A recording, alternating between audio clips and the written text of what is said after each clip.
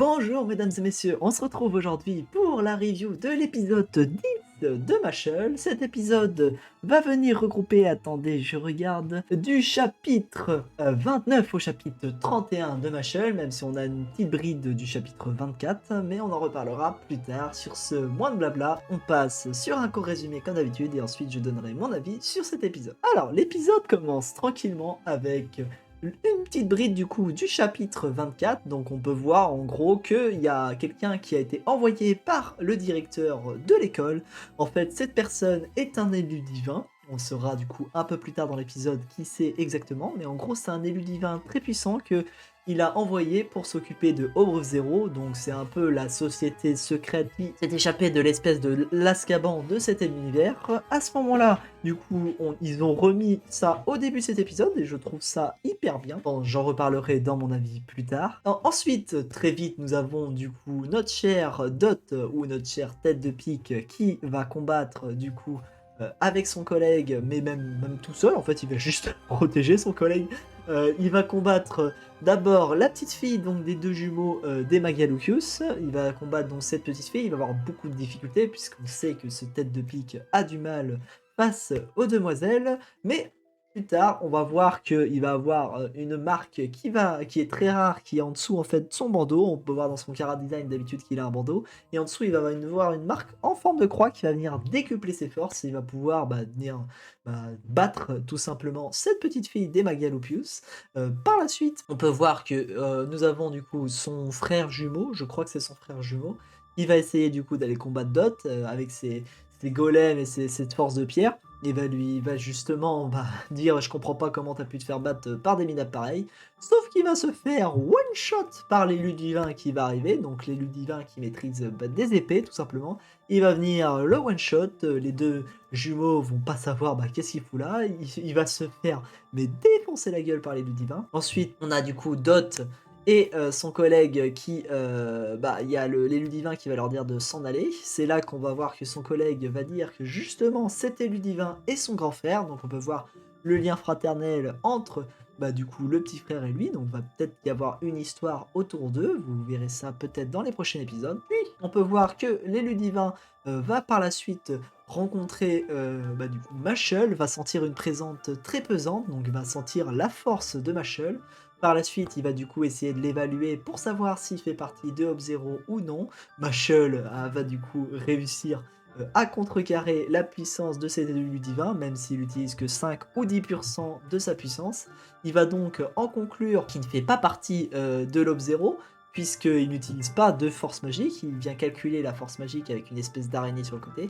Mais en gros, il se rend compte de sa force, c'est là qu'il va se souvenir du coup du mot de son maître, du directeur de l'école, qui lui dit qu'il y avait un élève très prometteur parmi les élèves de la classe et qui n'avait pas d'énergie magique. Et c'est là qu'il va venir s'excuser auprès de Mashle, puisque le directeur lui avait demandé tout simplement de le protéger et de faire en sorte d'aider Mashle le plus possible. Et ensuite, l'élu divin va... Donc Mashle va le renvoyer balader. Et ensuite, l'élu divin va tout simplement aller continuer ses recherches sur l'Hop-Zero, tandis que Mashle va essayer d'aller retrouver le chef des Magalucius, va défoncer la porte plutôt que rentrer tranquillement, euh, puisqu'il va se souvenir que, tout simplement, ils ont pris en otage en pantin la fille du labyrinthe, et l'épisode va se finir là-dessus entre notre cher, chef des Magalupius qui est face à Mashle, et Mashle qui tout simplement va lui dire qu'il va lui défoncer la toile. Pour ce qui est du coup résumé de cet épisode, j'ai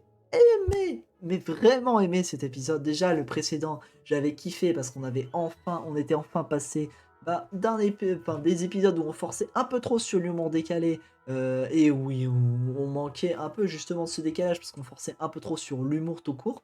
Là, cet épisode, ce qui est vraiment cool, c'est l'épisode précédent, on a eu beaucoup de fights, et cet épisode, il y a vraiment eu, je trouve, cet équilibre qui est revenu entre les moments sérieux et de fight et les moments d'humour. On peut notamment voir les moments de fight au début, où on a un moment que j'ai hyper kiffé, donc le combat de Dot face à la fille, puisque la marque de Dot, je trouve qu'ils l'ont hyper bien réussi. Donc là, vous allez pouvoir voir tout de suite la marque, comment elle est faite dans le manga, et je trouve que comment elle est faite, donc là, vous voyez l'extrait vidéo, dans l'épisode. Je trouve ça hyper stylé, hyper bien fait et ça me fait énormément penser à une marque que je surkiffe dans un manga, donc un manga que je surkiffe qui s'appelle Samurai Deeper Kyo.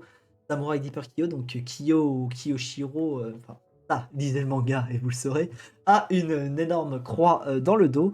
Et je trouve que voir une animation d'une croix un peu plus petite, mais stylée comme ça, un peu dans le même délire, je trouve que bah, ça hyper beau. Et franchement, là, Dot est bien mis en avant. On peut voir les traits qui sont un peu plus sérieux de Dot. Son OST pendant son combat a été vraiment cool. Et le fait en plus que, bah, je vous l'ai dit, hein, le bruit de ces flammes et l'animation de ces flammes, je les trouve vraiment bien. Donc franchement, je suis hyper content, il y a ça. Et du coup, le décalage dont je vous parlais, on peut voir bah, Mashal qui est décalé, ça a été hyper bien animé, ou quand il se retrouve face au l'élu divin par exemple, et bah, il y a ce décalage puisqu'il y a de l'humour en mode il prend les épées, donc le pouvoir d'épée de l'élu divin pour venir se faire une chaise par exemple, et j'ai trouvé ça bah, très drôle, contrairement à d'autres humours qu'on a pu avoir dans l'épisode que j'ai trouvé un peu moins drôle, ça j'ai vraiment trouvé ça drôle. Euh, Ce qui est hyper cool donc dans cet épisode, c'est que du coup ils ont refait donc ce qu'ils avaient enlevé du chapitre 24, ils l'ont remis donc, dans cet épisode avec la présentation de l'élu divin, et je trouvais ça hyper intelligent de mettre ça avant l'intro, puisque ça nous permet, contrairement au chapitre où on a eu ça bien plus tôt et on comprenait pas trop la scène, bah là le découpage a été intéressant, puisque contrairement à la review précédente où je vous avais dit que justement le fait qu'ils avaient oublié quelque chose et qu'ils le remettaient, ça faisait un peu tâche. Là, ça avait vraiment de la cohérence puisque bah, le personnage d'élu divin est présenté à ce moment-là de l'épisode, et mettre ça au début nous permet d'avoir une introduction à cet élu divin et rendre l'épisode hyper fluide, et j'ai trouvé ça vraiment cool. En plus, c'est bien du coup que on ait directement bah, ce décalage avec l'élu divin, puisque on peut voir enfin la puissance d'un élu divin, et je suis hyper content qu'on arrive à ce stade de l'histoire, puisque bah, tout simplement on peut voir bah, le niveau que doit atteindre Mashal si jamais il veut être dans les hautes sphères